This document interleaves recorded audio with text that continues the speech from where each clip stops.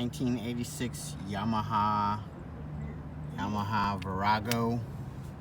I just did the fuel system for it. Replaced the petcock. I got that from Amazon. As you notice, the petcocks, the original petcocks, the valve lines, they go horizontal. These new petcocks, they go vertical. So it was a tight fit to get these, replace the fuel lines. So as you can see, I replaced both lines, fuel lines. I added inline filter right there from Amazon, so it has like an angle.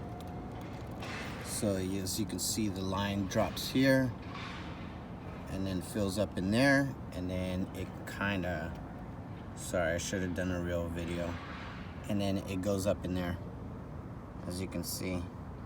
So I replaced the hose and the clamps, and I replaced a lot of the fuel line hoses.